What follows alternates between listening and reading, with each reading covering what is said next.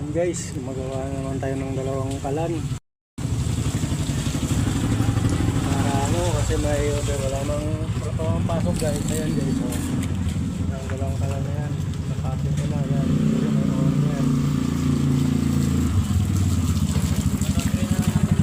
Ayan din guys, para ano, ayan. Kahit wala ang pasok, may kita.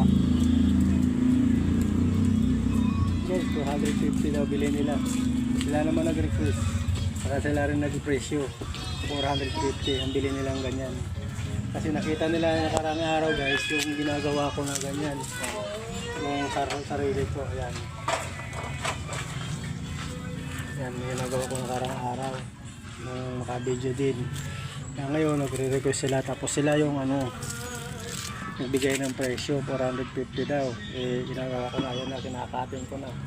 At saka maya maya kundi maghalo na ako ng ano, at saka mag-fabricate din ako ng bakal panglagay dyan para hindi mabilis masira guys. Sana guys follow nyo ako para ano, matulungan nyo rin ako para mapaayos ko rin yung bahay kong sira. Ayan, ang bahay ko bubong, nakalawang na, para itulo kahit pag ulan kunti, tulo din. Salamat guys, God bless to all.